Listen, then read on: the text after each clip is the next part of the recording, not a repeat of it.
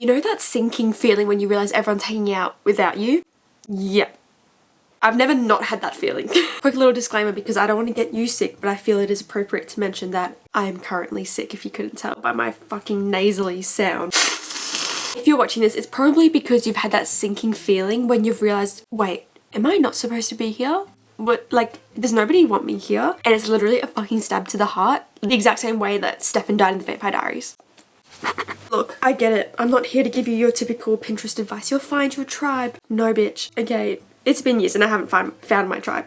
Am I the drama? I probably am. I probably am the problem. I need to get my hair out of my face. I'm really overstimulated. Not to sound dramatic, but I feel like pretty much my entire life I've always been or found myself in situations where I've had to be the friend that walks like on the grass side of the path because the other two were walking together and like they didn't make space for me. Or I just realized that they hung out without me, which is fine. People can hang out without me, but let me get into it. Psychologically, there is something chaotic that happens to my brain when I find out or realize that people didn't want me there or didn't invite me because they just didn't want me around, and my brain literally fucking spirals. It's almost this sinking feeling when you are in a conversation with a group of people and they accidentally slip that they hung out without you. If they'll be like, oh, like on the weekend when we, and then one of them looks at the other person and then you catch the eye contact and you're like, wait a minute.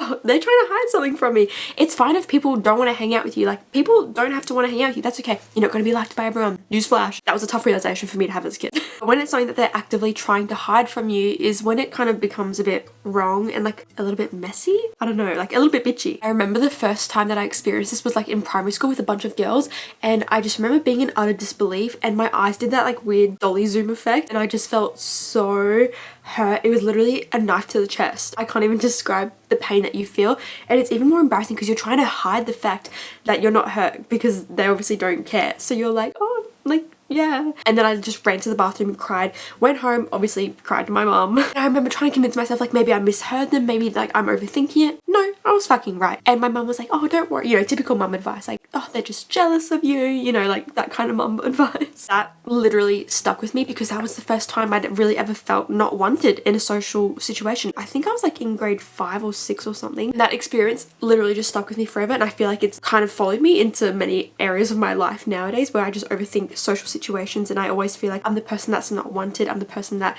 shouldn't be there, and I overthink if people really mean when they say that they want me there. I've never understood why people feel the need to hide it from someone. Like, if I never wanted someone there in the group, I wouldn't say it directly, but I'd be like, hey, like I feel like we're not as close as what we used to be, like I just don't align with you anymore. Like, just be fucking straight up. But especially girls, myself included, obviously I'm a girl, you know, they just tend to love drama. And maybe in high school I also might have loved a little bit of drama here and there, not gonna lie. Who doesn't? Okay, but I would never make someone feel shitty or unwanted in a group scenario, or I would never humiliate someone like that and make them feel embarrassed because they found out in front of the whole group that they weren't wanted in a certain situation. So throughout high school, throughout my life, I would kind of have little experiences where, you know, I would feel left out or not invited, which I just kind of began to accept it. And in my like later high school years, it got really bad because I was in a group of 3 girls. So let's just be honest, groups of 3 never fucking work out.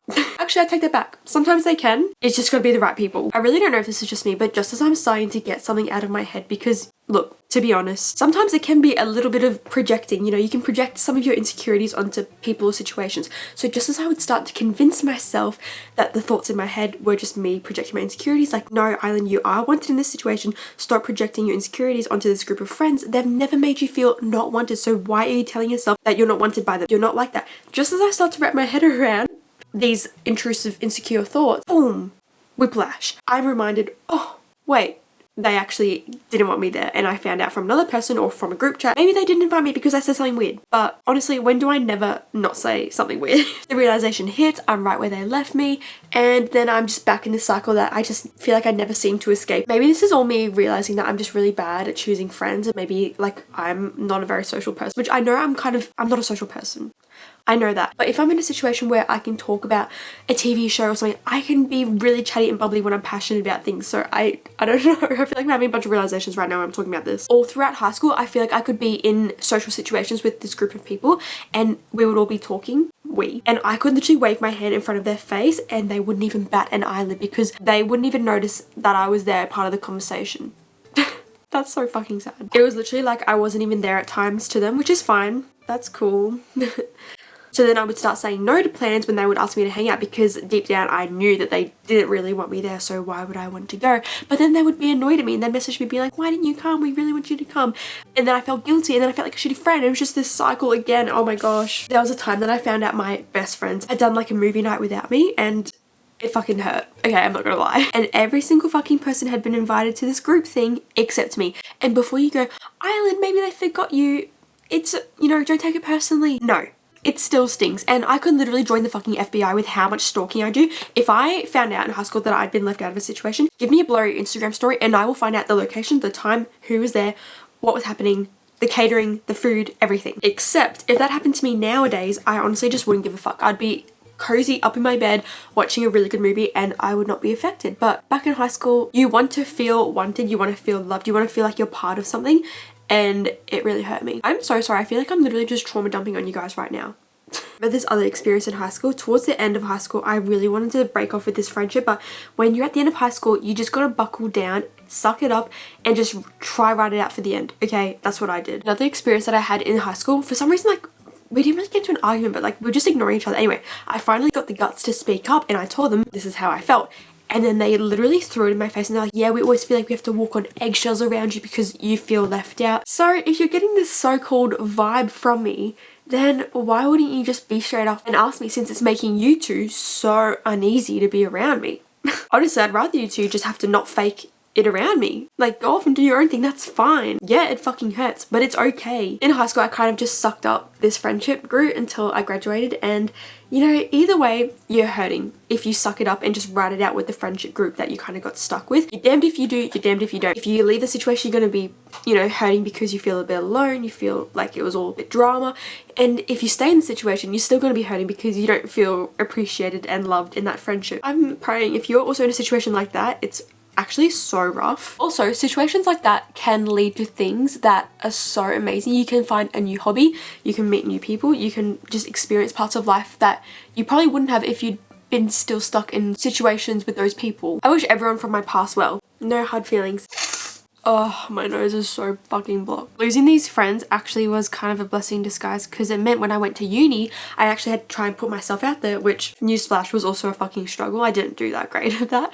But it pushed me to be independent and not rely on people to make new friends, you know? I made like one friend at university, but hey, that's great. That's progress, right? I need to draw on my freckles again. I kind of covered some. So I want you guys to know that if you're feeling left out, whether it's in your friendships, family, or anything like that, it doesn't mean that there's something wrong with you or it's like a you thing. Don't take it personally. It fucking, like, it kills and it will make you spiral and overthink who you are as a person. It'll make you dissect yourself and question what is wrong with you. And if you ever have friends, the people who are leaving you out have major fucking issues because they cannot see how amazing and special you are. They're missing out, because I fucking love having your company here. Who wouldn't? And I truly believe that sometimes the universe will block you from situations or social groups because it knows that you would probably be miserable even if you were involved in that friendship. So it's actually low-key doing you a favor.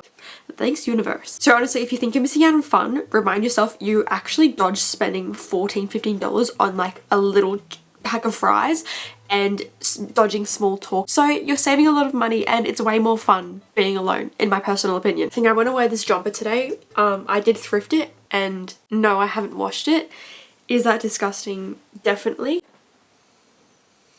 Luckily I'm sick, so I can't even smell the stench.